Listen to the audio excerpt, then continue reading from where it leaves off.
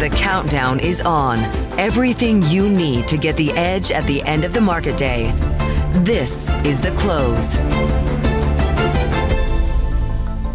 A chaotic week for equities, ending with a sense of calm. Live from Studio 2 here at Bloomberg headquarters in New York, I'm Romaine Bostick. And I'm Scarlett Fu. We're kicking off to the closing bell here in the U.S. Happy Valentine's Day, by the way. Happy Valentine's Day. I forgot to wear my pink and red. I know. I don't know. Next year. I made up for it, okay? Let's get you a check on the markets right now. The S&P 500 was flirting with a record high, now just modestly in the green, up barely, about 2 points right now. The 10-year yield is currently down, and this is because bad news is good news right now. A soft reading on retail sales, encouraging equities for the most part. I mean, it's not red, and certainly giving bonds a bit of a lift here. The Bloomberg Dollar Index currently lower by 1/3%. It's set to close out the week down about 1%. And I just wanted to point out Meta Platforms. We're keeping a very close eye on this because it is up for a 20th straight day, record high, record winning streak as well. Best performing Magnificent 7 name, up about 26% so far this year, Romaine. And a potential record high for the S&P if it gets back towards that 6,119 level here. And that really would be a thumb in the eye of the fire hose of announcements that we got out of Washington this week. Yesterday's reciprocal tariff order, that looked to be more bark than bite, and that gave investors a chance to refocus on corporate fundamentals amid one of the best earnings seasons, one of the best in 3 years. That's enough to lift the S&P for the week. But the question is, will that be enough to continue compensating for the overhang from White House policy in the weeks to come? The equity market, well, it's saying yes for now, but the bond market says maybe not. The 10-year Treasury has sold off for 5 straight weeks, pushing yields back below 4.5%. This despite traders on the other end of the rope betting on a jump back towards 5%. That tug of war creating tons of volatility. With the exception of a brief period in August and another one in December, bond volatility has eclipsed stock market volatility for more than 2 years now. And that gap in recent days is starting to re-widen.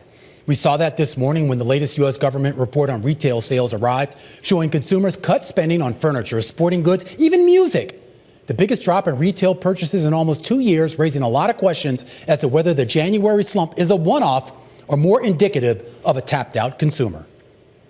This number really starts to poke some of the holes into the thesis that we see this ongoing resilience of the consumer. Now, broadly speaking, we continue to see the consumer spend in the marketplace on goods and services, but it's that loss of momentum. So that raises the question, Scarlett, what should we be focusing on? Corporate fundamentals, the economic data, or whatever the heck's coming out of Washington? Seems like for now, the immediate term is pronouncements out of the White House, right? But it is all about earnings season. And of course, that involves both the look back at the quarter that ended and the forward guidance that companies offer.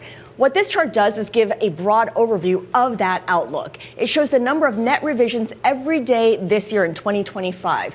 And it tracks the number of U.S. companies providing financial outlooks that are higher than analyst estimates, minus those giving outlooks that miss the consensus.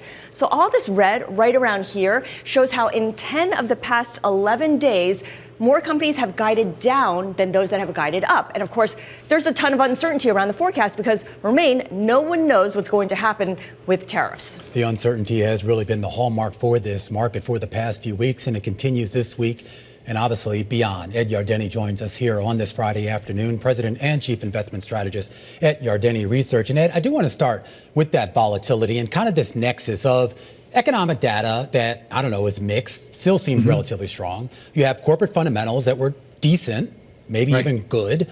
And then, of course, you have all of this noise coming out of Washington. Put that all together for us. Is this sort of a cocktail that is either going to hinder additional gains in the market, or can it actually sort of work together? I think actually the market has been remarkably resilient. And I think that's because, as you said, the earnings season is working out quite well. I mean, once the data is all in, we're going to have record corporate earnings during the fourth quarter for the S&P 500. And I think we'll see even higher numbers this year. We're using $285 a share for S&P 500 earnings this year. And that's, I think, at the top end of the range of Wall Street strategists. This fourth quarter earnings season started out with analysts thinking that it would be up 8% year over year, and now they're looking at something maybe more like 10%. We're looking at 12% year over year. So I think that's what's keeping the market going. I think a lot of the noise coming out of Washington is going to turn out to be actually favorable. I think the reciprocal approach to tariffs means that we will match the tariffs of other countries, but leave some time to negotiate these tariffs down. And I think that'll be the eventual result of all this, lower tariffs, not higher tariffs. So what do you think of the market's reactions to sort of this week's news? I mean, it seemed like they were on edge, obviously, for an announcement. We got, at least let's just take the reciprocal tariffs one, obviously, basically, we might do something at some point in the future, and the market seemed to take that as a sign that maybe at least the worst case scenarios aren't necessarily going to play out. Yeah, well, the markets were at first thinking that we might have these things slapped down right away. But as we saw with the Mexico-Canada tariffs, the 25% threatened tariffs, they were postponed by a month because Mexico and Canada gave the president something on national security, on border control. And so that's the thing, the way this is going to play out, is there are going to be a lot of negotiations going on. And, the responses can actually be pretty quick. I mean, countries don't have to go through a lot of hoops in order to cut their tariffs. And I think that's all that the president wants, is for countries to cut their tariffs relative to the United States, and then we won't have to reciprocate. So one question I have for you is this idea that there's inflationary pressures and the tariffs kind of add to that. They worsen it. Michael Hartnett of Bank of America says that the inflationary pressures could be a blessing in disguise for financial markets because it would force potentially the White House to go smaller on tariffs and immigration reform than it otherwise would have. What do you think about that? Well, I think that makes sense. But as you know, it's not just all about White House policy on tariffs, on taxes, on deportation. It's also about the Fed. And I only did this past week, because of the hotter than expected CPI and PPI, all of a sudden accounts are asking me, what do you think is the odds now that the Fed will raise rates? So I'm starting to see that sentiment, at least among my accounts, is shifting from, when will they lower rates? And now the question is, might they actually raise rates? And we don't want to, there is a positive aspect to a modest inflation and keeping the administration from implementing inflationary policies. But at the same time, we don't want to see the Fed start raising rates, because that could be troublesome for the economy and for the stock market. What does that idea of a less dovish Fed, or maybe even a hawkish Fed, as you mentioned, with that potential rate rise, what does that mean for the U.S. exceptionalism trade, which has been faltering a bit here? Well, it hasn't. It hasn't. I mean, let's face it. It's been a great bull market. It has broadened out, and I think it still has a potential to broaden out some more. I think the exceptionalism really relates to the fact that we've got a very diversified economy. Technology and communication services account for 40% of the S&P 500, which means that the economy is very technology-based, which is great for productivity. And we still have a lot of entrepreneurial capitalism and venture capital that's available in the private markets, for sure, to finance all sorts of innovations. So I think that's kind of why the market's up. I think this is really just kind of been a pause, but it's been a pretty minor pause in terms of the fact that it hasn't been a correction. It's just been a move sideways here with some volatility. So what's the biggest risk that you see for this market going forward, Ed? Well, the biggest risk is we got to watch the bond market. And right now, the bond market's taking some of the risk concerns off. Just this week, we saw up 10 basis points, then down 10 basis points. But the biggest risk is a debt crisis. We had some sort of a glimpse of what it could look like back in 2023 when the bond yield went from 4 to 5% just in a few months. But then it came right back down again. So I would say that the administration bought themselves some time with my friends, the bond vigilantes, by making quite a bit of commotion about cutting outlays through Doge. But we'll see what those numbers come up with. And then, of course, the big issue will be the budget negotiations that are currently ongoing and will become more visible in March, whether we can actually get a budget together that makes sense to the bond market. Yeah, we'll see. Ed, always a pleasure talking to you. Have a wonderful weekend. Ed Yardeni, President and Chief Investment Strategist at Yardeni Research, kicking us off to the close here on this Friday afternoon, Valentine's Day. And love is in the air. And so too is the smell of flowers. A conversation up ahead with the CEO of 1-800-Flowers. Looking forward to it. Plus, if you happen to have been dumped this Valentine's Day, there's an ETF of dumped stocks that you can commiserate with. Rob Arnott, founder and chairman at Research Affiliates, discusses his latest fund, as well as telling us about how he's going to find value in today's markets. All right, and we're going to go from love to, well, sports. A discussion of AI and sports media, a conversation with Alexis Ohanian and the founder of a company called Scoreplay. You don't want to miss that. All that and more coming up in just a bit, right here on The Close on Bloomberg.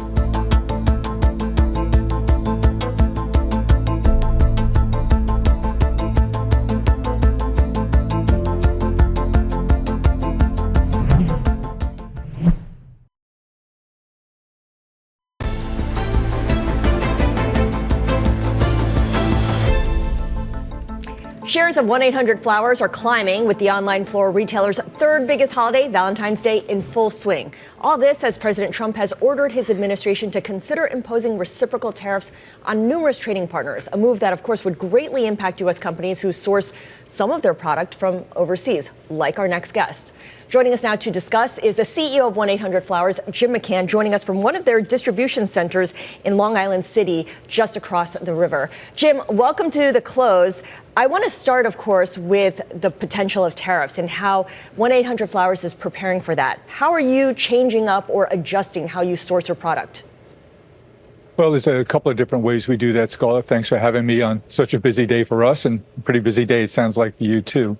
But tariffs are not the biggest deal for us if you're thinking about the big trading partners like those in Asia, China specifically. We buy over $1 billion and $2 billion worth of product every year, and only about 40 million of that is sourced in Asia. And that would be componentry for our gift baskets and things like that. So a 10% tariff would surely have an impact, but not crippling. Managements are supposed to deal with these unexpected things that come along, and we think we have a good line of sight in terms of how we'd handle that. There was a scare in terms of Colombia, but as Romaine pointed out in the last hour, and Ed Yardeni pointed out, that conversation only lasted a weekend. So we're back to getting sleep again. But a 25% tariff on the flowers that we import from Colombia, that would have made for a less happy Valentine's Day. Oh, I bet. And thank you, by the way, for listening to our programming. So given that something like a 25% tariff could be imposed on Colombia and removed just as quickly, what kind of adjustments are you making in the Latin American region where you do source a lot of your product? It's not China, but can you substitute one Latin American country for another? Not easily, but yes, we work on sourcing product from all over the world and encouraging more and more domestic growers. And the good news is the very sophisticated offshore growers see that same trend, and we're partnering with them to stand up different growing facilities here around North America. So as an industry, we're responding pretty quickly. So I am curious then, Jim, when we talk about just sort of the complexion of the business, in addition to sort of your own issues and trying to sort of maintain supply and maintain consistency, I am curious about the health of your consumer. We talk a lot here on this show about how people are being a little bit more picky in their discretionary purchases. Is Valentine's Day, is that a discretionary item or is that a staple? There is no discretion when it comes to Valentine's Day and whether or not there should be a gift. That is, if you value your life. But we've seen overall through the last couple of years, the consumer that's paycheck to paycheck has pulled back a little bit on their spending, while the consumer who isn't paycheck to paycheck, the other half of the world, has been robust in their spend. And in fact, our average ticket's been creeping up, and that's not, frankly, something we'd like to see, but it seems to be a consequence of the more challenged earner having more difficulty. Therefore, we've added a lot more inexpensive products to our line. We just launched a line of, we start with free. We encourage you to express yourself and connect to all the important people in your life. And at Valentine's Day, that's going to be a range of affections that you want to express. So we have free product, including our digital greetings product. And then we have greeting cards that you can design, use our AI technology. You can sign it. We'll put it in an envelope for you. We'll address it. We'll stamp it. And we'll put it right into the zip code of the person you want to go into with our over 1,000 printers we have around the U.S. So we're trying to make affordable entry-level price points to meet that issue. You also sell food products, including chocolate, which, of course, goes hand in hand with roses on a day like today. Chocolate prices, at least in the spot market, have gone through the roof here. Are you insulated from that? Do you get a chance to sort of hedge that or buy enough in advance where you're insulated from some of those price shocks? Not insulated in the long term, but in the short term, yes. Yes, we manufacture a lot of chocolate goods. We have a product line called Simply Chocolate. We have a new line. We just made an acquisition a couple of months ago of a really high-end quality chocolate product called Rosenberger. So we carry other people's products too, Godiva, Lind, Yardeni. We carry all the chocolate brands. So we're very sensitive to those changes in price points. For the product that we manufacture, we're locked in through our forward contracts through the end of this year. So I'd like to see those prices moderate before we negotiate those contracts again late this year. Makes sense. Final question for you, Jim. You also offer a Galentine's Day gift. How do people celebrate Galentine's Day differently from Valentine's Day? What kind of products do they gravitate towards? The products are similar for Galentine's Day. And boy, it just seems like that occasion gets bigger and bigger every year. And it's not just a single day. We have Galentine product going out for this entire weekend. It seems like with Valentine's Day and the day placement, Scarlett, is very important to us. So Friday is a very good day for us. And now with President's Weekend, we're booked up, including Galentine gifts, Saturday, Sunday, Monday. We have a little capacity left, but you can see we're still ramping up for the whole weekend here. Galentine's Day being a big contributor to why that's spread throughout the weekend. Jim, great to talk to you. Get back to work nice here. A lot of people are waiting on their flowers, including my wife. I'm at it, Romaine. All right, Jim McCann, CEO of 1-800-Flowers. A great conversation here on this February 14th, Valentine's Day. And we're going to take a deeper dive into what's been going on in the chocolate and cocoa industry. Prices are up at record highs. A deeper dive into that with our top calls. That's coming up next here on The Close on Bloomberg.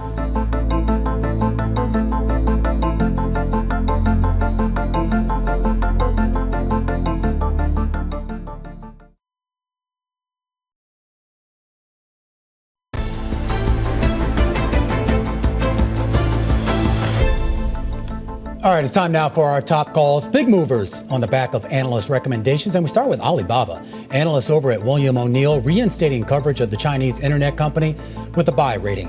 The ADR is popping today after a report that Chinese President Xi Jinping plans to chair a symposium where Alibaba CEO Jack Ma will be brought back from the cold. He'll be in attendance. Alibaba also reports earnings next week, so shares on a 7-day run. Next up, West Coast utility PG&E. Morgan Stanley cutting its recommendation to underweight, citing severe financial risk following last month's Eaton and Palisades fires out in California. He says the state government's wildfire fund isn't large enough to support utility financial health, and with no clear path to replenish that fund, the stock is going to face further selling pressure. Those shares down 3%. And finally, Restaurant Brands. The Canadian owner of Burger King and Tim Hortons cut to hold at TD Cowen. The analyst says immigration reform and tariffs could weigh heavily on Tim Hortons' track record. As for Bokeh, investors may not have it their way. He says that same-store sales could remain challenged as consumers opt more for McDonald's and their Big Macs. Shares of Restaurant Brands down 3.5% on the day. And those are some of our top calls. We do want to stay in the food industry for a second here and take a closer look at, well, how high prices are getting for some of the key ingredients. That includes eggs. Egg costs have risen more than 15% in the last month as millions of egg-laying chickens battle the bird flu. Cocoa prices, they're also hitting the industry hard, now sitting at near record highs. Peter Galbo joins us right now, food and beverage analyst over at Bank of America. All right, let's start with cocoa prices, because this is the one I think everyone has been obsessed with, and there doesn't really seem to be any sort of interruption to it. Is this being driven primarily by weather and the yield on crops? Yeah, so first of all, cocoa, right? Topical that we're talking on Valentine's Day about chocolate prices. Look, the biggest concern continues to be around the cocoa crop. You think about 2/3 of your cocoa is coming from West Africa, so Ivory Coast and Ghana had a pretty poor crop in the last year. Some of that is due to disease and virus in some of the cocoa trees and plants. But also you had weather over the course of the fall that really disrupted a lot of the harvest. We're starting to see a little bit of improvement. You've seen some of the export numbers that have come out of those two countries have improved. But man, that cocoa price continues to be relatively pesky. It was interesting just listening to the conference call on Mondelez and obviously whatever's going on with Hershey. I mean, they're certainly feeling it. And I do wonder how much wiggle room those companies have in being able to hedge their costs going forward, what type of bargaining power they would have on price, if at all. Yeah, I mean, and look at the reaction to the shares since. So, you had a pretty disappointing outlooks from both companies. I think, investors were kind of positioned for that as well. And so you've seen a little bit of a rebound in the shares. Yeah. Mondelez, if you believe kind of what they're saying at this point, is kind of through the worst of it. You'd expect that the margins start to actually improve from this point. They are going to take a lot of pricing over the course of the next year, particularly in their Europe business. Hershey, it's more of a question mark. They don't really roll until the worst of cocoa until the second half of this year, and it really becomes a question of kind of the first half of 26 and what happens with earnings in that perspective. All right, I'm obsessed with egg prices right now, so let's talk about that because it's difficult to get any right now. Even if you go to Costco, you want to get 2 of the boxes unavailable. Are we going to continue to see no relief through Easter? I mean, that's going to affect all things like Easter eggs and people being able to celebrate that holiday. Yeah, I mean, it's funny. We talk Valentine's Day. It's what's more valuable, the box of chocolates or the dozen eggs that you bring home. Look, I think, from an egg perspective, if we go back to when this started in 2022, you've lost net about 25 million hens, and that's as of December, January, and February have actually decimated that number a bit further. The recovery timeline on growing a hen that can lay eggs is 6 to 7 months. So, I mean, you're looking pretty far out. Now the market's going to anticipate that in front of it. You have seasonal periods, like you mentioned, Easter, but then typically after that, you get a seasonal relief. So that's kind of what we would look for over the next few months. So companies that are dealing with this, some of them are imposing an egg surcharge. What kind of visibility do they really have? How are they getting around it if they can? So eggs are, it's a great question. Eggs are traded kind of on a daily basis. You can't hedge out all that far. This is something that's come up in ConAgra's last conference call, and you think of ConAgra and, hey, they used to have an egg business. What impacts it now? It's things like Marie Callender's pies. That's probably a risk going forward, right, for a number of these companies that had just gotten their hands around inflation. We're going to have a large industry conference in the consumer packaged goods space next week, and it's going to be a topic that, that comes up, I'm sure. All right, Peter, really appreciate your joining us. Thank you so much. Thanks. Happy Valentine's Day to you. Thanks, guys. All right, Peter Galbo of Bank of America. Did you buy anything in advance for Valentine's Day, or were you hedging? No, I do my flowers, duty. I chocolate? do my husbandly duty. Eggs? No, we don't do the chocolate and stuff like that. But I did do flowers, of course, and a few other things as well. All right. So, how about you? My husband's away, so I get a bit of a reprieve. So I have a week to figure things out. A week to figure that out? Yeah. Okay, interesting. Those eggs won't keep that long, Scarlett. Yeah, I know. What do Valentine's Day and value have in common? Rob Arnott of Research Affiliates says he has the answer. He's going to tell us more about that next. This is The Close on Bloomberg.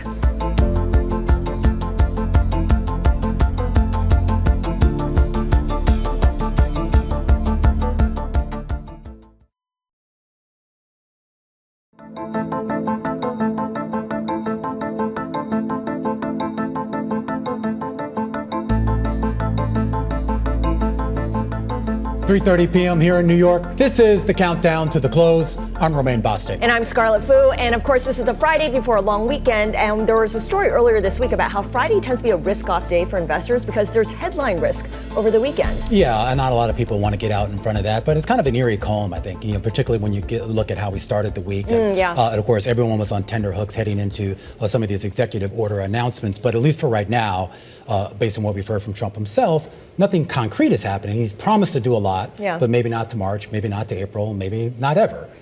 Leaving some room for people to make deals and maybe stave off some of those tariffs. Yeah. All right, let's turn now to some ETF action. We're going to take a look at NIXT. This is an ETF that allows traders to invest stocks that get dumped from an index once the stock passes some quality screens. Joining us now with more on this is Rob Arnott. He is founder and chairman of Research Affiliates, which runs the NIXT ETF. Rob, great to speak with you. And I guess it's appropriate or maybe inappropriate that we're talking about NIXT on Valentine's Day, stocks that get dumped.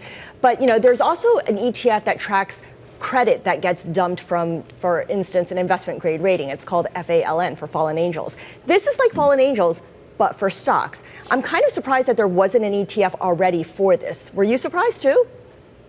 I was very surprised. We've done a lot of work over the years on index additions and deletions and how they behave before, during, and after the transition into or out of the index. Now, it is Valentine's Day, and it is important to note that people get dumped on Valentine's Day and New Year's Eve more than any other days of the year.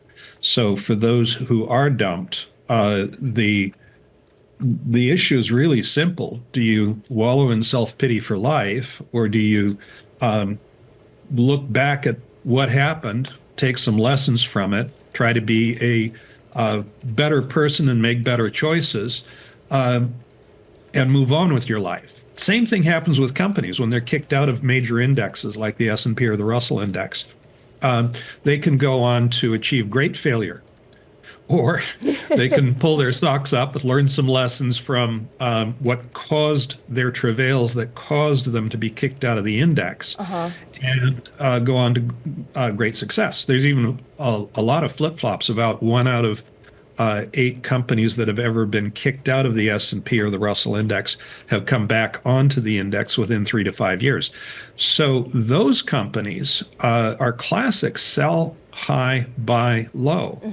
The market kicks them out and then re-adds them at often twice the price or more. Dillard's was a member of the Russell 1000 4 times in the last 30 years. It's been kicked out 4 times. Last time it was kicked out was 2017, and it's gone up over 500% since then. If our math is right, it'll be re-added to the S&P this coming June. Right. So these are opportunities. What makes these stocks different? Firstly, they're small cap because they've been kicked out of the indexes. Secondly, they're value stocks because they're trading at deep discounts. So they're better compared with small cap value, Russell 2000 values. Right. So, Rob, how do you see NICS fitting into someone's portfolio? If it's an ETF that basically tracks small cap value stocks, is this basically a value play that should be layered on top of basic equities exposure? Well, if you have money in IWN, the Russell 2000 Value Index, this is either a good complement to or a good replacement for that, because what we find is that deletions outperform by 3 to 5% per year. What makes deletions better than other small cap value stocks? Firstly, they tend to be cheaper. They're priced at deep discounts. Secondly, they are companies that knew how to succeed and got onto the S&P 500 or the Russell 1000. And so regaining their mojo is a little bit easier for them than companies that are small cap value and have been small cap value forever and don't know how to get out of that malaise. So we went back and tested the idea. And if you look at S&P and Russell deletions and NASDAQ deletions back to 1991, over the next 33 years, if you bought companies that were kicked out of any of those 3 indexes, held them for 5 years, and then rotated into the new crop, you would have wound up making 74 times your money. Now, if you just put your money in the S&P, you would have had 28 times your money. Last I checked, 74 times your money is a lot better than 28 times your money. 28 times your money is fabulous, but 74 is great. Yeah, that's definitely math I can get behind, Rob. I am curious, though, how you avoid that value trap, though. I mean, when I look at some of the names that you cite in your research, looking back historically of those names that have been dropped out and their outperformance relative maybe to some of the names that did have inclusion, I mean, there's a reason why those stocks get dropped out. So, I mean, absolutely. But so how do you sort of avoid that trap of buying something that was kicked out for a very good reason? Well, the NICS index is created by identifying the 500 largest businesses, the 1,000 largest businesses by market cap, and buying companies that fall out of those. So we're respectful of S&P and Russell's intellectual property by creating our own indexes. The performance of the deletions is the same because the source of the performance is a rebound from deeply out of favor. Now, as you point out, value traps abound, in small cap value especially. How do you avoid those? We filter out the 20% of the companies that get the worst quality scores. We use multiple quality measures. What's the profit margin of the business? What's the debt coverage ratios? What are the debt service ratios? And using a blend of measures, we identify company quality and take out the 20% worst. Now, if you do that, you wind up with a portfolio that contains very, very few stocks that are likely to be value traps. And the result is not better performance than the simple deletions index, but less volatile performance with similar value added and hardly any embarrassments in the portfolio. So it's one of those sort of free lunches where it doesn't hurt your performance at all, and it does give you a smoother ride. All right, Rob. Well, this is a fascinating report, and obviously just a great look at a way to sort of pick out those diamonds in the rough, something, of course, that you and your team over at Research Affiliates does so well. Have a wonderful weekend. Happy Valentine's Day. Rob Arnott there, chairman of Research Affiliates. When we come back, a focus on the broader market, still trying to cling to a potential record high for the S&P, and a big part of that will be dependent on, well, how Meta performs, up about 1.5% on the day, a 20th straight day of gains for that company. The latest catalyst, humanoid robots and AI chips. We'll explain next in our Stock of the Hour. This is The Close on Bloomberg.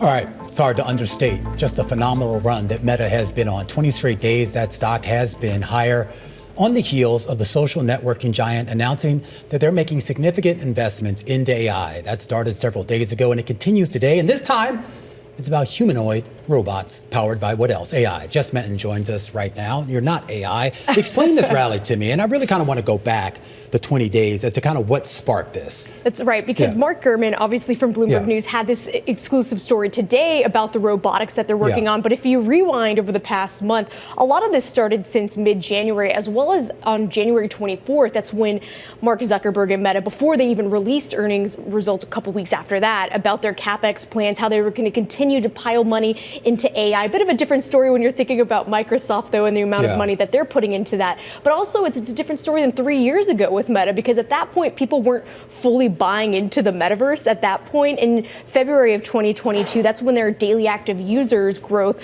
was far lower than what Wall Street analysts were expecting, and it wiped out around 250 in market cap when you're thinking about from a $1 billion standpoint. So then tie that today with the scoop about these AI-powered robots. Is that sort of part of the CapEx spending? I mean, because it says they're going to hire a bunch of people and do other things. Is this more money, or is it just kind of an extension of what we learned about 20 days ago? So this is also an extension of that, because also Meta isn't the only company trying to go into this. You also have Tesla. We know that Elon Musk is trying to transition his company from more of an EV type maker more into robotics. But then also there's different companies that are working with that NVIDIA is backing as well when it comes to Figure AI, because that's also part of that was a big story. Exactly. That's a big thing too. So it's trying to play more into that game where when you're thinking about 3 years ago where that company was, even in November of 2022, that's when Meta had its first big tranche of jobs cuts and spending cuts too. And then it did another one in the spring of 2023. But if you look at where its stock's been since early November of 2022 to now, I mean, it's up over 700% in that span alone. Yeah, that was that kicked off the year of efficiency, or it's like right in the middle of the year of efficiency, exactly. Right? The other thing, of course, is the DeepSeek revelation, which shocked a lot of people outside of the tech world, put Meta in a more enviable position because it also has an AI model that is open source, and if things come down, the price comes down, Meta is a direct beneficiary. It was, and you saw such a divergence that day with how those companies were performing. Even Apple, up until that day, it was actually off to its worst start of the year since 2008. But of course, that stock ended up being about 3% higher on the day when DeepSeek was affecting these other AI-related type names. But if you look at over the last 20 sessions, Meta stocks, it's added more than $300 billion in market cap to this stock. And even if you're looking at a price to earnings ratio in that span, I mean, at that point in mid-January, it was trading around 22 times forward earnings. Now it's closer to 28. But if you compare it to something like Tesla's close to 120 times forward earnings. So it's kind of skewing the Mag 7 cohort when it's trading around 30 times. Yeah, but this is a clear winner out of the Mag 7 names, the best performer by far in 2025. And it also raises a question, Romain, of how many funds are going to have added Meta when we get the 13F filings. Yeah, it'll be kind of interesting, too, because, I mean, the idea of where people are looking for for that next AI play. I mean, that's been the discussion that we've been having for weeks now. I mean, when does it break out of NVIDIA and Microsoft? Right. And I guess Meta, at least for right now, is a beneficiary. Yeah, the application side of it, and Meta is a direct beneficiary. All right, Jess Menton, thank you so much. Really appreciate it. I wonder, with Meta stock doing so well, this has got to make Mark Zuckerberg happy, whether he's going to use some of that stock as currency to get his wife another gift. He's already, gifted her a 7-foot statue of herself, a custom-made Porsche minivan, a recording of him singing their anniversary song, a disco party. Quite the husband. Yeah, we talked about this thing before. It's hideous. I mean, it's a 7-foot statue of her. I know. In their backyard. Yeah, it's a little extra. But, look, I mean, obviously they have a great, well, yeah, sure. But anyway, obviously they have a great relationship there. So. All right. Well, happy Valentine's Day to the Zuckerbergs and to everyone's out there. Coming up, we're going to take you to the closing bell. Kimberly Forrest, she is founder and chief investment officer with Bokeh Capital Partners, will be joining us next as we take a look at the markets. Right now, little change. The S&P 500 basically hovering near record highs, but just in the red at the moment. The Dow Industrial is losing 0.4%. The Nasdaq up by 0.4%. This is The Close on Bloomberg.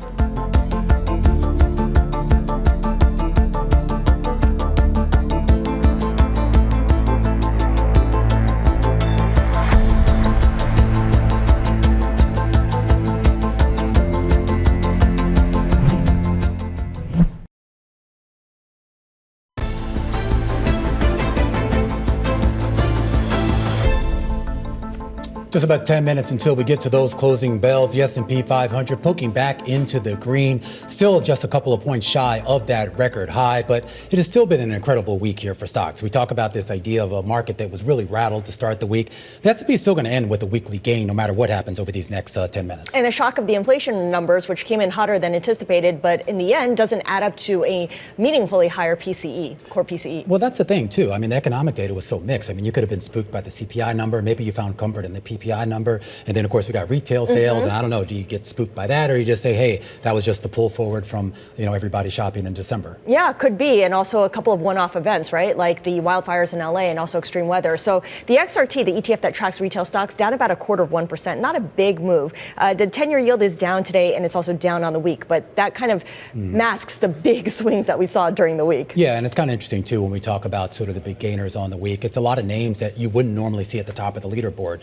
Supermicro, Intel, Molson Coors, Airbnb, just to name a few of them out there here. And we should point out tech stocks as a group, including the Mag 7, setting up for I think definitely the biggest weekly gain of the year, but probably the best weekly performance going back to the middle of last year. Let's get Kim Forrest into the conversation. She's founder and chief investment officer over at Bokeh Capital Partners, with about 8 minutes until the closing bells. And Kim, I mean, if you had been asleep the whole week and you woke up today and you looked at where the market is, at least on a price basis, you wouldn't really have thought there would have been a whole lot of drama going on these past 5 days. I know, and I kind of wish I was one of those people, a Rip Van Winkle, of this week. It feels like this has been one of the longest weeks of my life, and I can't really tell you why. But, the market certainly helped on certain days and then didn't help on other days. But here we are, and I think tech still survives. Maybe we're not going to build wall-to-wall data centers in the heartland like many people thought probably last time this year. But I think it's a pretty good week overall. Yeah, it's a pretty good week. And I am curious, in your opinion, Kim, what keeps this rally going? Because we were just talking about the economic data, which is kind of a Rorschach test at this point, and whether you think the economy is good or bad. But then we're having an earnings season that's also a bit of a Rorschach test. A lot of beats here, but a lot of downward revisions in the guidance that the companies were giving. Right. And well, it is kind of downward guidance season right now, right? Like, companies really like to set a low bar at the beginning of the year. And most of the people who we're talking about, this is their fourth quarter they're reporting and the first quarter of their year. Now, I do think that demand has lowered in a lot of areas. And I think tech is one area that you have to highlight. And here's why. I think a lot of companies are trying to figure out what to do with AI, but the regular spending that goes on just to keep the IT lights on, let's just say, it's getting kind of pressured. And you can see that in a lot of non-AI related stocks. And I think that's just the normal thing that happens when companies are trying to figure out what the next big spend is going to be and why. I think companies want to use AI, but they don't know how much it's going to cost, and they don't know really what for. So I think they're being really kind of shy about spending their IT dollars early in the year. So let's see how this plays out this year. So what you're saying is AI is disrupting CapEx in the way that companies would normally spend. What kind of opportunities does that create, Kim? Well, I think it creates two opportunities. One is for the future lovers to try to figure out how AI is going to be used and delivered, and let's just say straight up, paid for. Who's going to pay for it, right? So I think that is one guess, and I don't think there's any clear path forward for that. But secondly, I think if you are a risk reducer but love technology investing, what you might want to do is try to figure out who's getting squeezed right now and who might have to catch up by the end of the year just to keep the IT lights on. So that might give you a little boost if you get that right at the end of this year. So one thing that JP Morgan has pointed out is that contributions from the Magnificent Seven companies are diminishing in terms of earnings, and the spread between the Mag 7 earnings growth and the rest of the S&P 500, the 497, is now at the smallest in 7 quarters. So where does that leave us as we head into NVIDIA's results, which I know are still a week and a half away, but it feels like that's the next big event? Yes, it is the next big event. Well, I think they've already tipped their hand with respect to NVIDIA, right? Like the people who are buying the most chips generally are public companies or run by helped out by a public company. I'm talking to you, OpenAI, and they've already kind of disclosed what their plans are for this year. So unless something kind of unusual happens in the other products that that NVIDIA makes, which would be Bitcoin and gaming, I don't think there's any big surprise that NVIDIA is probably selling out all of their product for this year. But, it's nice to get them talking, so we'll do that. But I think the cat's out of the bag, and that's maybe why there's calmness right now, because we kind of know where spending is going and who's doing it. It gets to a question, too, though, Kim. I mean, how much aid is this trade is needed for this trade by what's coming out of Washington? Because some of the rally, at least in recent weeks, was fueled by some of the pronouncements that we got out of Trump with Stargate. But overall, just his seemingly the support he seems willing to give, whether it's monetary or otherwise, to a lot of these companies. Right. No, I mean, it's a wind at their back, no doubt. Now, I think what it's doing is taking away downside. I think at the beginning of the end of last year, before, the Trump administration kind of tipped their hand that they're AI friendly, I think a lot of people were worried that the suddenly demand for AI might dry up for at least the chips, right? And that was a real concern, as it should be. I mean, it's the company has 4 products, essentially, NVIDIA, right? But most of it is going into AI. But because the administration is very friendly and is going to enable AI in many ways, I think some of that fear of a sudden, air pocket is gone now. But it's also not driving a whole lot of upside because of how much and how quickly NVIDIA has scaled up in the last 2 years with respect to real earnings and real demand. All right, Kim, I have to leave it there. Have a wonderful weekend. Kimberly Forrest, founder and chief investment officer at Bokeh Capital Partners, helping us count down to those closing bells. Just about 3 minutes to go here. The S&P just about a point or two away from an all-time high. Not quite sure it's going to get there. Not a whole lot of conviction in the trade heading towards the close. Yeah, but maybe some complacency in the trade. You have the VIX below 15 at 14.77. It's been trending lower the last couple of days. And there is this sense of, even when Donald Trump talks about tariffs, for instance, on the auto sector in April, it's not really moving the stocks of those auto companies. Tech, the big winner here on the day and on the week. Remember that downdrafting yields, the downdraft and the dollar also aiding things as well. And a reminder that Monday here in the United States will be a market holiday. A full breakdown of all of today's coverage starts now. The Closing Bell, Bloomberg's comprehensive cross-platform coverage of the U.S. market close starts right now. And right now, we are 2 minutes away from the end of the trading day. Romaine Bostick alongside Scarlett Fu, taking you through the closing bell. A global simulcast. It starts right now. Alex Steele on assignment. Carol Masser and Tim Stenovic decided to show up to work. We thank them for their service here on this Friday afternoon. Happy Valentine's Day, Tim. Happy Valentine's Day, Carol. Happy Valentine's Day to you guys. You might soon be looking at instead robots, humanoid robots from Meta platforms sitting in our seats rather than us. Oh, wow. Yeah. Or we might just get some blow-up dolls. We're not sure which way. The analog version. Okay. The analog division. Well done, well done. Hey, you know what's interesting about this trade? Look, we're pretty much flat on the S&P 500, but you dig inside the index, you've got some names with some really strong gains or declines. Airbnb up 14%, and then GoDaddy down about 14%. So you really got to kind of dig down below the surface, as they say. I was going to say that. Oh, okay. Yeah, go ahead, Romaine. No, what were you going to say? No. We're a little wacky over here. doesn't- I don't know about you guys, but we are. It's wacky. Are Friday. you high on Valentine's Day chocolate? Do you have a caffeine rush or something? No, I like was She's eating a high on banana. wine. You know, Fridays are wine day for. No. Yeah, it is. We actually don't have any wine coming into the studio So today. you just hold up a rotten banana? Is No, I had half my banana already. That's all I've So had. just so a far. sugar high, that's all. Yeah. Anyway, what's interesting for you guys? I can get on board with that. You know what's interesting for me, and I don't want to, jump ahead to bonds, but you look at the yield on the 10-year, and it's come down 1 basis point over the past week. But that really does not tell the story for what happened this week. It does not here. Bond market volatility is high. A big downdraft in the dollar this week, which also helped to aid the stock market rally. The VIX tamped down here on this Friday afternoon.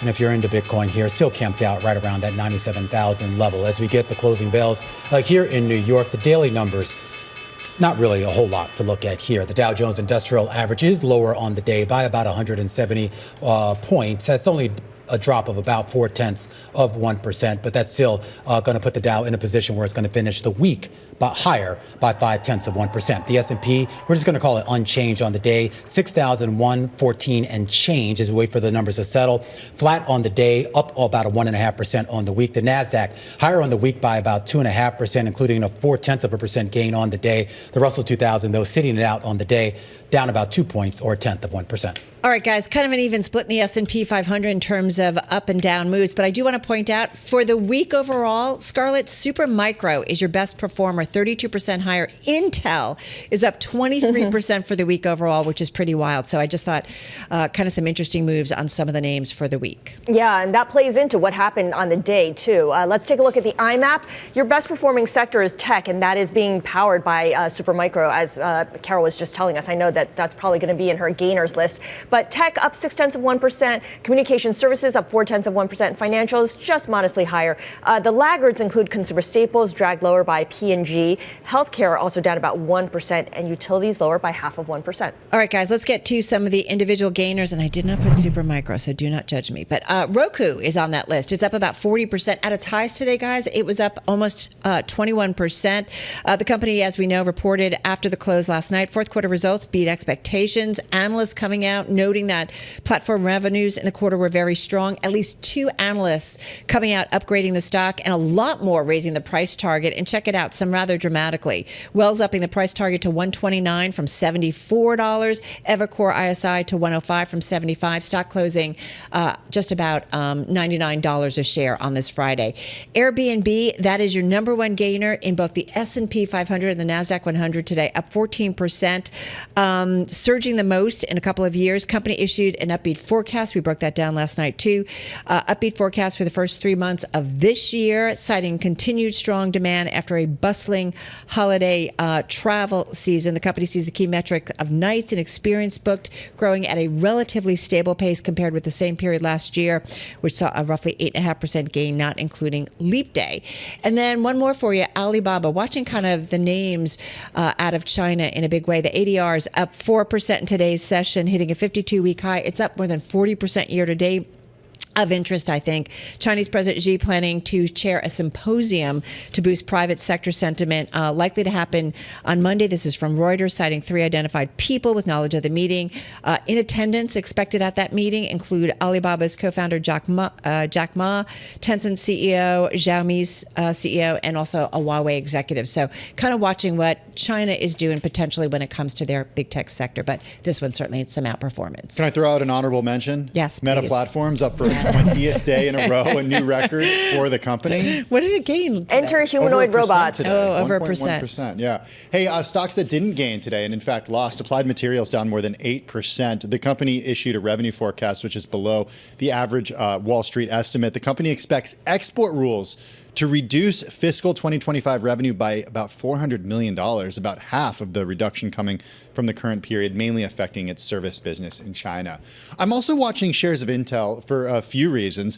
Bloomberg News reported earlier today that TSMC is considering taking a controlling stake in Intel's factories. This at the request of Trump administration's officials.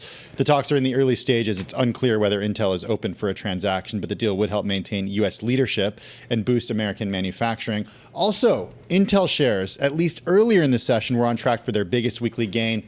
At one point going back to 1982, at another point going all the way back to the year 2000, the stock has rallied more than 20% so far this week. A lot of that bullishness coming from reports of the U.S. government possibly getting involved with a plan involving both Intel and TSMC.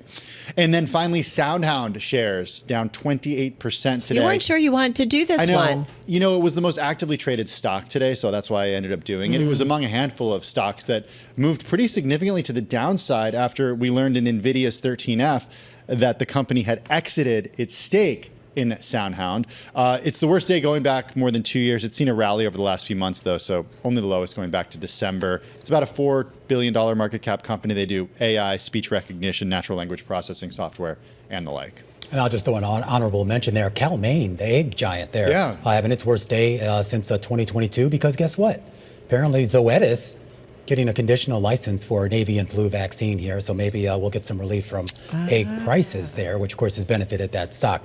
Meanwhile, let's take a quick look at bonds here. A second straight day of decline in yields, leading to a sixth straight decline in yields, at least for the benchmark 10-year Treasury, back below that 4.5% level, 4.4762 and change here. You saw similar moves on a daily and a weekly basis here for your 2-year and as well as your 30-year yield. All right, here's a couple of the stories that have popped up on our radar, and this is adults apparently tapping into kids' meals.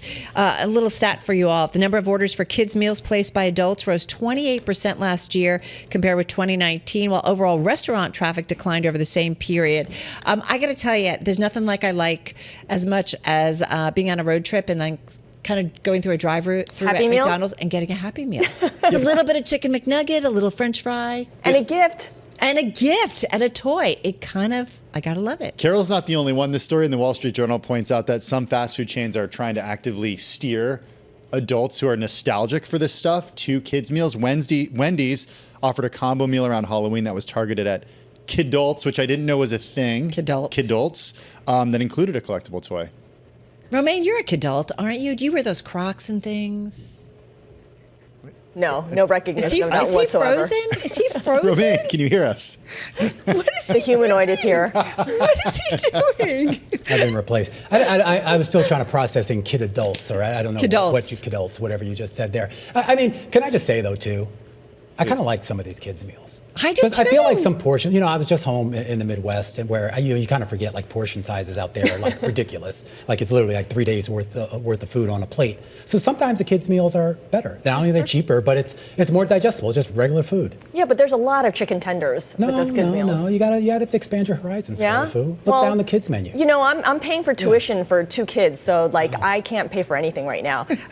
And that's and a lot of parents who are looking at that, including their children, are now looking overseas to European schools where even as a foreign student and you're paying the premium for that, it's still a lot cheaper than going to school in the U.S. For instance, $40,000 in the UK, for instance, as opposed to almost $100,000 here in the U.S. And you can get a degree in 3 years as opposed to 4 years. I love this story because it just shows you the ingenuity of people. Obviously, you can get a quality education and obviously do it a lot cheaper. Do you remember that story? It was it was maybe last year or something about that guy who was going to school in Canada who was actually flying from his one city to the other every day because it was actually cheaper to get a flight daily than to get a dorm room and pay room and board there. Yeah, he just causes himself a lot of drama and anxiety and having to go back and forth. But yes, you do save money. He seemed happy. I have to say, talking with parents who are looking at colleges, more and more that the conversation is talking about looking at schools outside the United States. And this story was really fascinating, too, as they talk about kind of the political climate, too, the divisive climate, that maybe that's why some people want to kind of send their kids outside the United States. Who's going to need college when the robots are just doing everything for us? Wow. It's a very dark show today. That's all I know. It's Valentine's Day, Tim. Perk up. Romaine, could you do that again where you were quiet and didn't move? No, I don't know. I don't remember that. Happy Valentine's Day. Heart to all of you guys. All right, that's a wrap. Our cross-platform radio, TV, YouTube, Bloomberg Originals. We call it the closing bell. We will see you again, not on Monday. It's a holiday, everybody. We'll see you same time, same place on Tuesday. As we wrap up the week here, a lot more coverage coming up here on The Close. A big focus on what's been coming out of Washington, the Trump tariff threats, and, well, what could happen when they actually go into effect. Conversation up ahead with Courtney Rosenberger Gelman over at Straregas. That's coming up next on The Close on Bloomberg.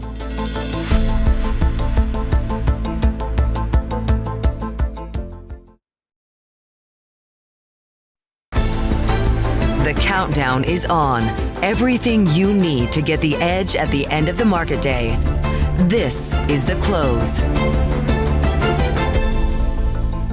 Welcome back to The Close. I'm Scarlett Fu. And I'm Romaine Bostic. We almost had a record high for the S&P 500. We did trade above that record high, but the S&P did fall short of that. A little bit of a tepid price action heading into the close, but it kind of masked what actually was a relatively decent week. The S&P 500 unchanged on the day, but higher by about 1.5% on a weekly basis. And a big part of the reason are the two lines you see on the bottom of your screen there. The dollar actually falling for a second straight week here. In fact, losing ground to the euro, to the krona, all of the major currencies here for a second straight week. That softness in the dollar combined with the softness that we saw on the day and on the week in yields provided a little bit of a tailwind for a lot of equities. You saw that reflected in tech stocks. Those were some of the best performers. In fact, shaking off a couple of weeks of losses. The S&P tech sector higher on the week. So too was the Mag 7, but not necessarily because of Meta, Scarlett. I know you're going to talk about Meta, but Apple actually having one of its best weekly performances in about a year. Yeah, pretty remarkable because Apple had been a bit of a laggard when the whole AI story came out, but now it's seen as potentially beneficiary because it's been late to the AI game and didn't have to spend tens of billions of dollars the way that the other Mag 7 companies did. I want to focus on Taiwan Semiconductor, up about 1%, erasing its losses at about 2 p.m. Eastern time after Bloomberg reported that the White House is now asking TSMC to take a controlling stake in Intel's factories. No word yet on whether Intel is receptive to this idea, but it did give Taiwan Semiconductor a bit of a lift here. And Romaine mentioned Meta, that stock finishing up for a 20th straight day. It was, of course, a record run. It has been a record run, and the stock is at a record high. It's the best performing Mag 7 name this year, up about 26% in 2025. And the big decliner in the Dow Industrials was Procter & Gamble, losing almost 5% on the day. A BNP analyst met with a P&G executive and then published a report saying that the consumer goods company is at risk of missing the midpoint of its 2025 organic sales forecast. He cites near-term uncertainty in the U.S. market, specifically some slowing down in its categories, as well as retailers destocking. So that brings me to our top story this hour. Is the U.S. consumer starting to maybe roll over? The latest data showed a sharp pullback in spending last month, with retail sales falling the most in almost 2 years. Of course, there were certain one-offs, including the wildfires in the Los Angeles area and severe winter weather, too. And 1 month, of course, does not make a trend. Later on this hour, we're going to check in with an analyst on how spending at restaurants in particular is shaping up as those companies get ready to report results. Romaine? All right, but let's take a look at geopolitics because that really drove a lot of the volatility in the market. President Trump's trade and economic agenda so far, it's focused on China, it's focused on Europe, it's even focused on North America. But next week, that attention shifts to the Middle East. Trump is set to attend a meeting hosted by Saudi Arabia's Sovereign Wealth Fund. It'll actually be here in the U.S., in Miami. But he will be there to court investments in the U.S. economy from the Saudis. He will also be there to try to ease concern among Arab nations about his comments on Gaza rebuilding.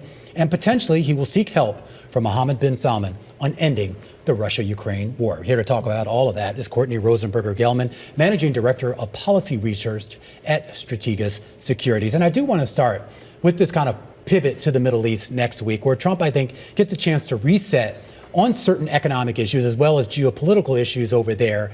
And I'm just wondering, how much political capital does he have walking into that conference next week with the Saudis and other Arab leaders?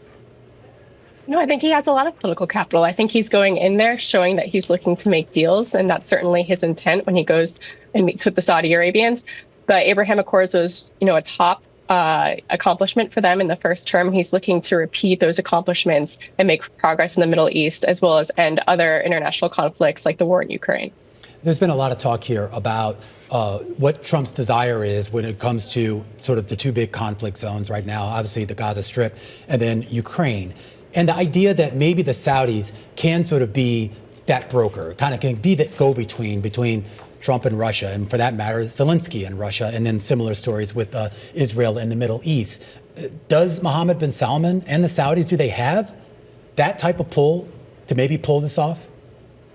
I think they do. Certainly that there's other countries that are going to be involved as well. I think that that's part of the reason why you've seen the Trump administration not go as hard on China as some people might have anticipated. We had expected that day one, China might have been a target, but I think that part of the reason why the Trump administration has gone a little bit lax, they have imposed those 10% tariffs, is because they do see other countries as important deal makers in these conflicts.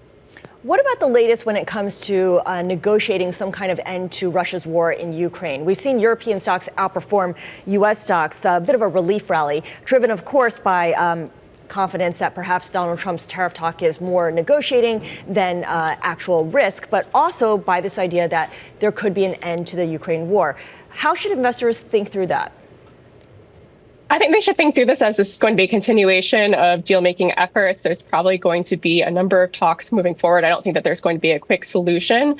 And the administration, they're talking to Russia, they're going to be talking to Ukraine, and they're going to, the goal is to end the conflict. President Trump wants to have oil lower. He sees ending this conflict as a way to get oil lower, so it's certainly a priority for him. What else can he do to get oil lower? I mean, there's been a lot of talk about, refilling the Strategic Petroleum Reserve and doing more on that front, and simply jawboning and talking about how he wants lower oil prices and an energy policy that encourages production doesn't necessarily get us there in the short term. No, certainly. And you have seen him talk about deregulation. That's something that a lot of our energy investor clients have been excited about. But I do think that they see the ending of the conflict in Ukraine, getting that Russian oil back on board as a top area where they can move oil prices lower. And they also see that as an area where there could be relief for the American consumer if they do go this tariff route, because certainly that would be raising prices. I am curious, Courtney, as we sort of navigate, and it's kind of, we kind of forget this administration hasn't even been in office for a full month yet. But they've taken on a lot of big issues, and kind of coming up next over the next few weeks will be a lot of the budget issues that were raised on the campaign trail, and of course the constitutional duty that Congress has to actually pass a budget on time. We'll see if that ever happens again. What is sort of going to be the role of tariffs in that? Because tariffs have become Trump's cudgel, but he hasn't actually really pulled the trigger, so to speak, on them just yet. Can he? And if so, does that actually aid in the budget discussion? Well, if you just look at the 10% tariffs that have been imposed on China, the new 10% tariffs, those are estimated to raise about $200 billion over 10 years. And I think congressional leadership is really counting on those efforts, as well as additional tariffs that we do anticipate are going to come on as kind of rhetorical pay-fors that they can argue to their deficit hawk, fiscal spending hawk caucus that they can use to offset some of this spending that's going to be in this reconciliation bill to extend the TCJA. So they are really counting on those tariffs to be a pay-for, if you will. And as far as what Elon Musk and Doge is doing to reduce government spending and reduce some of that waste, how does that play into the budget negotiations? So I actually think that probably the Republican leadership in Congress is hoping that Doge doesn't necessarily cut spending themselves. They're looking for Doge to identify areas that they can then, in the reconciliation process, in this process where they're looking for areas where they can find savings, Doge can identify them for them, and then they can use those savings, again, as additional pay-fors, because they have to offset over $4 trillion of tax cuts over the next 10 years. They're going to be looking for every single penny that they can to use for their advantage. So Doge is going to play a very important role. Well, but Courtney, I am curious, though, about the chaos that has been sort of caused by all this, particularly with regards to Elon Musk and Doge, with regards to the disruption in federal jobs, some of those jobs essential, some of those workers, if not been fired, still sitting at home trying to figure out what their fate is. Where's the balance in all this? Because when I think about a functioning government, it's one thing to sort of trim the fat. It's another thing to just sort of throw everyone out the door.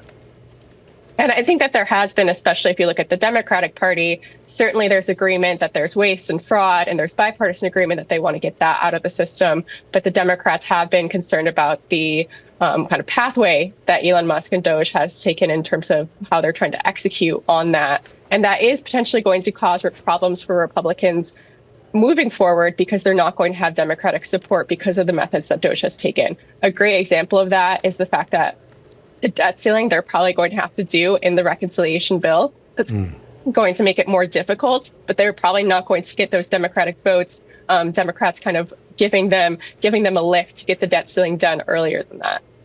You know, I would be really happy, Courtney, if we just struck the whole word reconciliation out of the mouths of Congress. You know, it's a tool that every administration, whenever any administration has full government control, if you look at Democrats, if you look at Republicans, it's an important tool for them to get their agenda done. For Trump, it was TCJA in 2017. For Biden, it was the Inflation Reduction Act. So it's a tool that they use to do their massive policy agenda items, and it's really important whenever any party has full control. All right, Courtney Rosenberger Gelman, Managing Director of Policy Research at Straregas Securities. It raises an interesting question, Romaine, which is what do members of Congress do these days? Because they're in a reactive mode, right? The Republicans have made clear that they're on President Trump's side. They're not going to challenge him on things. So, you know, they're approving whatever he does say. And the Democrats are left not being able to do much of anything. Yeah, it's kind of a scary time because we kind of remember back our social studies class in grammar school that there were these checks and balances. Right. You had the executive branch, you had Congress, you had the judicial branch, and the idea is that they were kind of separate entities that kind of had a check or balance on each other, and we're certainly not seeing that right now. No, it's very much a one-man show in Washington right now. Coming up, SoundHound AI is plunging after NVIDIA sold its stake in the voice recognition company. We're going to discuss this next, as well as round up the latest results out of the 13F filings. This is The Close on Bloomberg.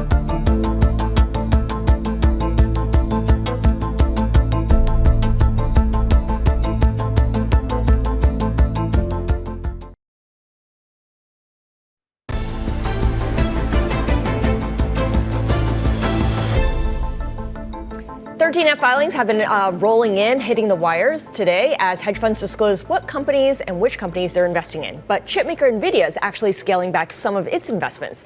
The big tech giant sold its stakes in AI-focused companies like SoundHound AI and Serve Robotics.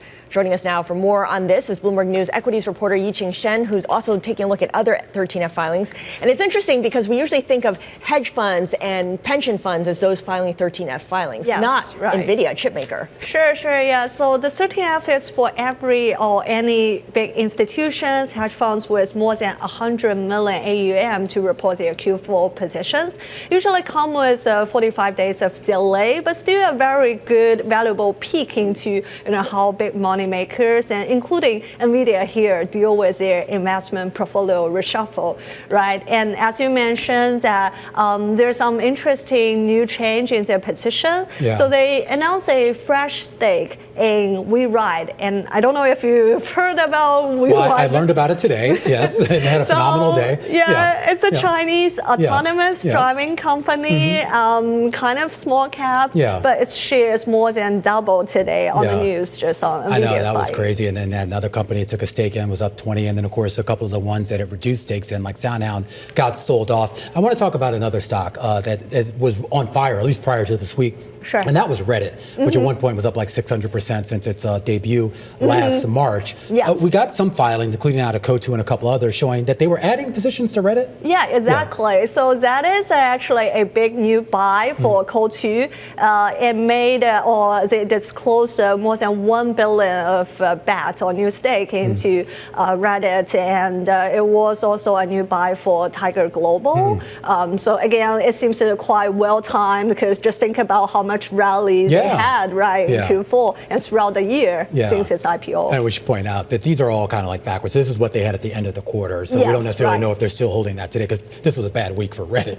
So who knows if they're still holding it's a snapshot of a moment in time. What about Alibaba? Because that showed up in a couple of 13F filings as well. Yes, right. I think Alibaba is definitely an interesting one to look into because if you think about Q4, there was a volatile time for Chinese ADRs, including Alibaba, because at the beginning of October. So it was a stimulus-filled rally, but then it fizzled out, right? So lots of fund managers change or sold their positions, but I would say one that didn't follow the suit was David Tepper and his fund Appaloosa, right? Monday we already reported as a double down in Alibaba, also JD, KWeb, FXI, and it seems he stands, if he still sticks to the bets, he stands to benefit massively, right, from the Alibaba's order jump recently. All right, and now it's round up there. And we should also point out Constellation Brands are surging in the after-hours trade after Berkshire disclosing a stake in that company as well. When we return here, we're going to take a look back on this day in history and the artificial intelligence frenzy that erupted 14 years ago when IBM's Watson faced off against Ken Jennings on Jeopardy. That's coming up next right here on The Close on Bloomberg.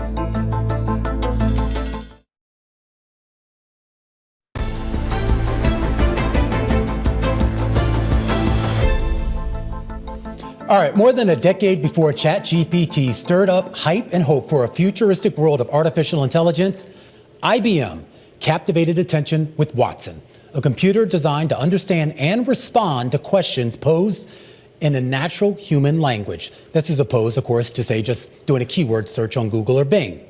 So it was on this Valentine's Day in history, February 14th, 2011, when Watson appeared on the TV trivia game Jeopardy to face off against the quiz show's most successful champions, Brad Rutter and Ken Jennings.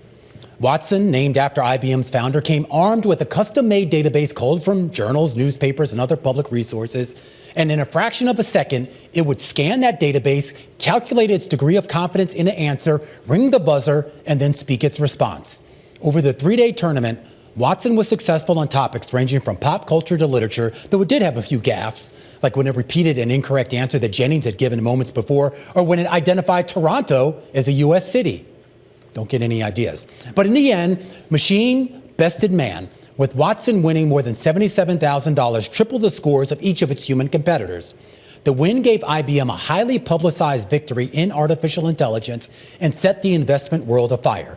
A year later, new CEO Ginny Rometty posited that Watson would generate $10 billion in annual revenue within 10 years. Sadly, those lofty targets were just too high, and the technology underpinning Watson never actually managed to provide that ROI for IBM or for its customers alike, and the project faded from public consciousness. But hey, everything old is new again, thanks to OpenAI and ChatGPT. In IBM's case, the company retooled its AI computer system and rebranded it as Watson X, with the product's book of business doubling from the third to the fourth quarter. IBM shares, they've also been resurrected. Last year, posting their best annual gain since 2009, and starting this year with a 17% run that this month took it to a record high. All right, and that was the first wave of AI. Let's move on to the second wave of AI, which is what's taking place right now. Breaking news, OpenAI's board has rejected Elon Musk's $97.4 billion unsolicited bid to take control of the company, to buy the company. The chairman of OpenAI, Brett Taylor, writes that OpenAI is not for sale, and the board has unanimously rejected Mr. Musk's latest attempt to disrupt his competition. Remember, Musk had enlisted a group of wealthy allies, those who invested in his xAI, to buy the nonprofit's assets, including Valor Equity Partners, Barron Capital, Vi Capital, Joe Lonsdale's 8VC, and Ari Emanuel. And Sam Altman, who, of course, heads up OpenAI, is a co-founder of the startup, along with Elon Musk, had rebuffed this offer earlier this week, telling Bloomberg that he saw it as Elon Musk's attempt to slow us down, and he stressed that the company is not for sale. Now we have the formal response from OpenAI's board to that effort to buy the company from Elon Musk. With IBM and the other big tech companies' earnings in the rearview mirror, now let's look ahead to earnings that's coming up at the end of next week. And we're going to talk about Shake Shack, Texas Roadhouse, and Cheesecake Factory among those restaurants scheduled to report. Joining us now to discuss is Nick Setyan. He is Managing Director of Equity Research covering restaurants at Wedbush Securities. Nick, great to speak with you. When it comes to these restaurants, there's a couple of themes that will be fairly consistent across the names, including rising costs and how they're dealing with that, as well as a more discerning consumer who's spending more selectively. Yeah, that's right. First, thanks for having me. There's been an absolute uptick in in awareness around value and a hyper value focus, particularly by the lower income customer. And we're seeing that across all the names that have reported thus far. And, that's going to stay with us at least through the rest of this year. In terms of costs, food costs have actually decelerated a bit this year across the board. We're hearing anywhere from 1% to 3% food cost inflation. Labor has stabilized in that 3% to 4% range.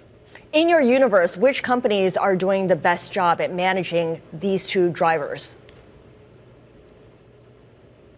Well, the franchise models are probably best positioned. So Wingstop, for example, and also the ones that are winning in terms of the market share game, right? So like a Dutch Brothers, what we saw happen last week, even with 110 basis points of coffee inflation, they still were able to guide above expectations in terms of 2025 EBITDA. So those are two names that come to mind.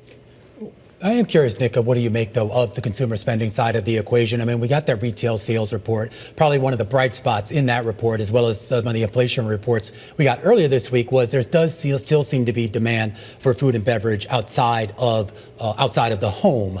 How much confidence, though, do you think these CEOs and CFOs will have on these conference calls next week and beyond to really guide higher their business model? Yeah, it really has been a tale of haves and have-nots within restaurants, for almost 2 years now. I think that continues. I think there are some restaurants positioned like a Domino's that are going to consistently win in such a hyper value environment, right? So, the context is grocery inflation has been significantly less than restaurant inflation. Restaurants are focused on value to try to bridge that gap. Once they do, I do think transactions come back to restaurants, but within that, there are some restaurants that are better able to do that than others. So, McDonald's, for example, with their value focus, is now bringing guests back. Domino's within the pizza category. Wingstop is a name that consistently stands out within full service. Texas Roadhouse consistently stands out, and lately we've seen Cheesecake because they have as much of a lower income exposure also do quite well. Well, I am curious, though, too, particularly with the sit-down restaurants, like Cake.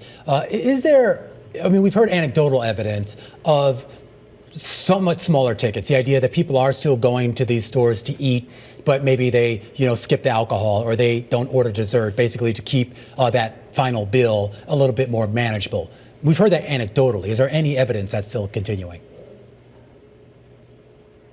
There was last year. That's slowing down a little bit. But part of last year was also just smaller, group sizes, et cetera, just a normalization post-COVID, a lot of off-premise, big size orders, et cetera. Now, we're in a much more normal environment.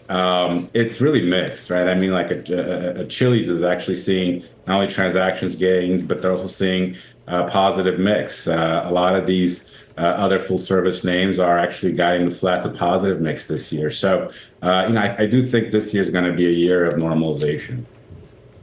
Nick, great catching up with you here. Have a wonderful weekend. Going to be a busy week next week in that restaurant space. Nick Setyan, Managing Director of Equity Research over at Wedbush Securities. And let's just recap what happened during the day in equity markets. Not a whole lot if you look at the ending quote for the S&P 500. Basically unchanged, but a bit of a roller coaster ride for yields this week. They do end the week lower by 5 basis points for the 10-year yield. But of course, we saw a big move of 10 basis points on Wednesday alone. At the end of the day, Romain, I'm not sure that the inflation picture has changed all that much. I don't think it did either. And I mean, we'll get some more clarity, I guess, when we get to the next Fed meeting next month. But the idea here is that if you took the consumer price report, which, again, was high, but a lot of the components that feed into PCE were okay. Similar story with PPI. And then you kind of overlay that with maybe some of the softness we saw in retail sales. I mean, is there a reason to be worried? I mean, yes, there's a reason to be worried about inflation. But is there a reason to sort of alter your investment thesis based on those numbers? Not at the moment. And there's going to be more data that everyone needs to look for. By the way, Meta up for a 20th straight day. We continue to watch that one, up 21% during that run. Are you now in the metaverse? No, I was never in the metaverse. No. I don't even know that Meta's in the metaverse anymore. They don't talk about it anymore, do they? I'm confused as to whether we're in the metaverse or not. But I'm told AI will save us all. We'll be back in a moment. This is The Close on Bloomberg.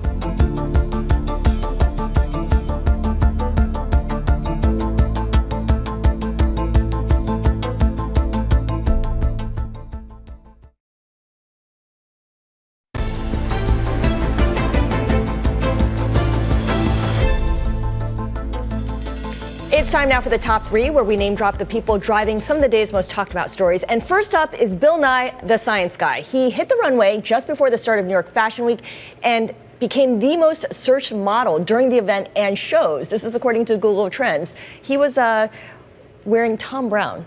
Yeah, Tom Brown, I mean, kind of fitting for him. I feel like that kind of fits his style, his if you will, here. And yeah, I mean, the internet's a storm by this. I mean, look, I mean, obviously one of the most lovable characters out there here, and gets his chance to sort of walk the runway. This is my dream, by the way. I've never expressed it to like walk in a runway. Oh like my God, this is such good information. Yeah, just not in shorts. You don't want to see my knobby knees at all. Yeah, Bill Nye, by the way, modeled in shorts, though. Yeah, absolutely. Well, he managed to pull it off. I don't know if Ari Emanuel can pull it off, but kind of interesting news on him. Of course, you know him as the super agent of Hollywood. Of course, built, I don't know, you can call it an agency. It's basically just an entertainment empire now. Yeah.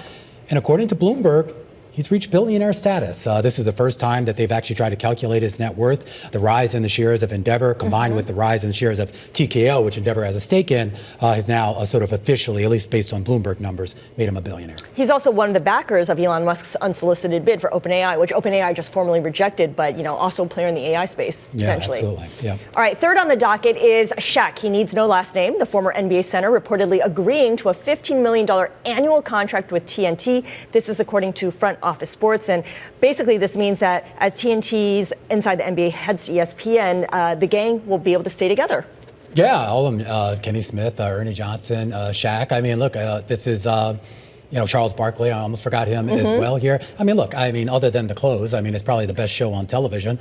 And there was all this fear that, they were going to be broken up and kind of move on to separate things here, but they're keeping them around for pretty princely sum at that. Yeah, well, before the show signed off for the All-Star break, did you hear about how he got a little salty? He was swearing on air, and then he said at some point, we're all going to get fired anyway. Yeah. It was good TV while it lasted. Hopefully they can keep that magic going here now that they are together. And we should point out the NBA All-Star weekend is upon us here, and that's a good reason to continue talking about sports and how sports teams are looking for new and innovative ways to level up their engagement with fans. But when highlights, compilations, when they aren't enough to do the trick, well, maybe something called Scoreplay could be the solution. Let's hear more about this AI-powered platform from its founder and CEO, Victorian Tixier. Also joining us is Alexis Ohanian, general partner and founder at 77, which is investing in this product. All right, Vic, I want to start with you here because this is a pretty cool product. Just kind of give us the elevator pitch here for exactly what this does. Yeah, so in order to understand what we're doing, it's important to give you the context of the sports industry right now. All those sports teams, leagues, they are pressured to produce an incredible amount of content for an ever growing number of platforms. So it's a lot of different broadcast partners, but it's also all the social media platforms, games, etc. So and the way they are producing it is very inefficient because all the media infrastructure is very fragmented. So they have tools for everything. One tool for photo, one tool for broadcast, one tool for the social video content, etc.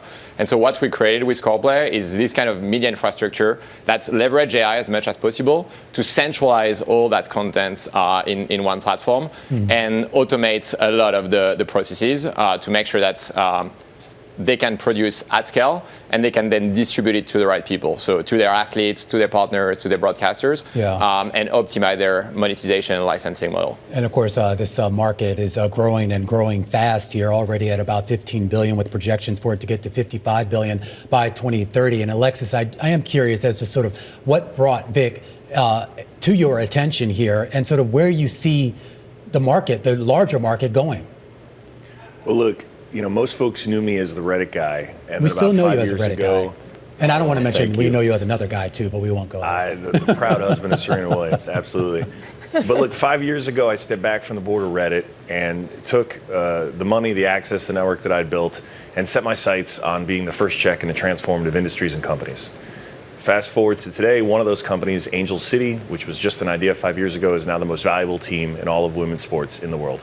And when I showed up, I asked our folks, I was like, what is the best software we can use to manage all of the media our team produces? And when they showed me the best-in-class software, this was before Scoreplay, I almost fell out of my chair. It was so bad. And we set our sights then to find the best team we could, to build the best product possible, to make sure all the photos, all the videos, all the things we produce over the course of a game, a season, just get managed way more efficiently. And Scoreplay was it.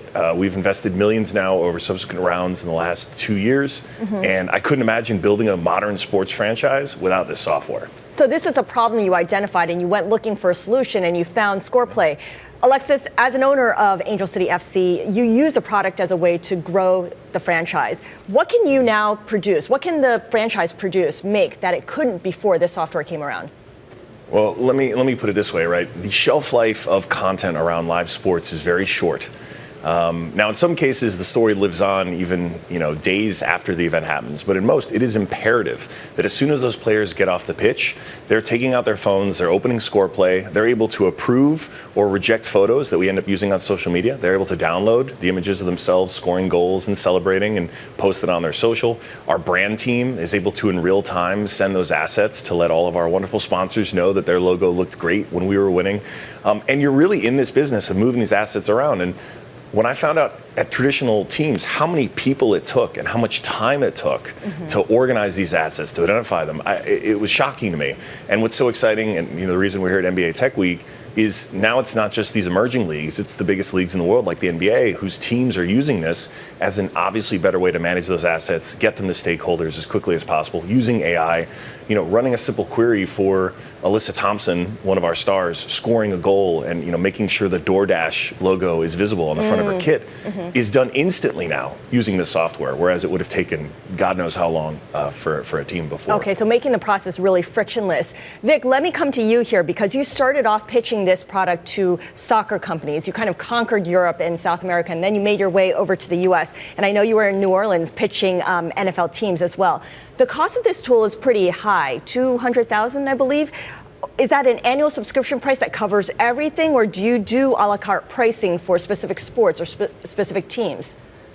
So the most important for us is always to create the media infrastructure that makes sense for a team, for a league, and it's very different for a team that is producing a lot of social content to let's say we're working with a Grand Slam tournament in tennis. They are producing 25K hours of content in 3 weeks. And it's like 60 camera angles. It's like 50 photographers. So we adapt the product and the pricing model to the needs of the particular organization. So some of those big leagues tournaments, they need to organize this content and distribute it to 200 broadcasters worldwide. It's going to be obviously a very different model than for a team that have social media first needs. And so, the pricing can go for those teams to a very simple version of the platform to obviously a much bigger infrastructure and price point for those big federation tournaments and leagues. So, Vic, who's your competition now? I know Alexis said he had looked at some other products before coming to you and talked about how bad they are. Are you looking over your shoulder at anyone, sort of maybe trying to replicate what you're doing? So I wouldn't say that's, that's again the vision of Alexis is seeing how things are getting done, and I think the processes are not optimized. The tools themselves are not bad; they are just non-specific to what they are being used for. So sports and live in general, and also very fragmented. And that's the worst part is that you end up having the same files on 5-6 different systems. You're having people tagging the content manually.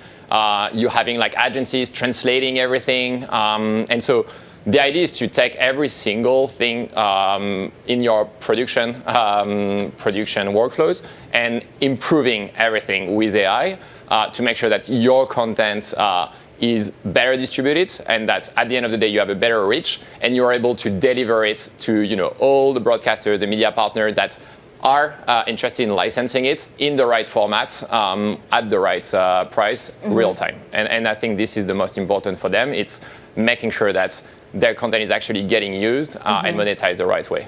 So, Alexis, it definitely sounds like this solves a lot of problems for a lot of different teams and franchises across different sports leagues. How high is the barrier to entry for someone else to come in and do something similar? One of the things I love about sports tech investing is that you have this natural moat, right? There's only one NBA. There's only one NFL. And if you can build an incredible product, and when you come from consumer social, the free market, you have to wake up every morning and be better than everyone, or someone's drinking your milkshake.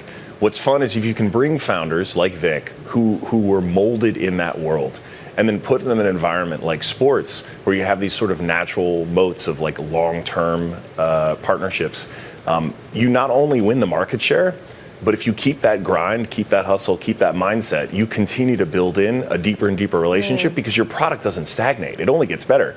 My biggest question mark, as we invest with the eye towards we want to build multi-billion-dollar companies, is we know we'll get through these sports leagues, we'll redefine how the assets are managed, but this can also serve any live event, right? So whether you're watching the Washington Commanders win a Super Bowl, God willing, it'll hopefully be powered by Scoreplay, or whether you're watching a Kendrick Lamar concert, those assets from any live event, the photos, the videos, all those should one day be managed on Scoreplay. Okay, so the market is certainly beyond just these sports teams. It's also for any venue as well. Alexis, really appreciate your joining us. Alexis Ohanian, general partner and founder at 776, as well as Victorian Tixier. He is CEO of Scoreplay. Of course, NBA All-Star this weekend out there in San Francisco. And I was just taking a look. This is 25th year they've had this tech summit at the NBA All-Star game. And of course, kind of fitting that on its 25th anniversary, it returns to where it started out there in, I guess, what used to be the heart of the tech industry out there in San Francisco. All right, we're going to set you up for what to watch here over the next week. Stick with us. This is The Close on Bloomberg.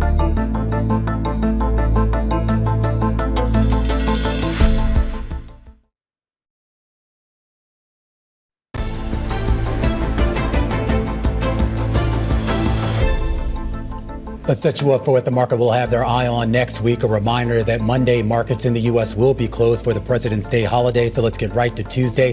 Fed Speak, your favorite. Yeah, Mary Daly will be speaking. And of course, it's a lead up to the FOMC minutes that come out on Wednesday. But we also do get earnings from Toll Brothers, which will be really interesting given how home sales have looked. Also expected to get earnings out of Baidu, which could be interesting given all that's gone on over the past week with trade tariffs and, of course, with Alibaba. And then on Wednesday, we get those FOMC minutes as additional earnings as well. But let's go to Thursday. Some big ones. Walmart reporting that day. Yeah, Walmart kicks things off for the retailers, and it's a question of how much the consumer is pulling back. And of course, Walmart is a beneficiary whenever the consumer does that. Absolutely. We're also going to get some earnings out of Rivian, Airbus, and Mercedes on Friday. Economic data. Yeah, U.S. home sales comes out on Friday. Global PMIs comes out on Friday as well. And there's a Luigi Mangione court hearing in New York, but the Buffett shareholder letter is going to be big on Saturday. All right, we'll focus on all those market moves next week right here on The Close, right here on Bloomberg.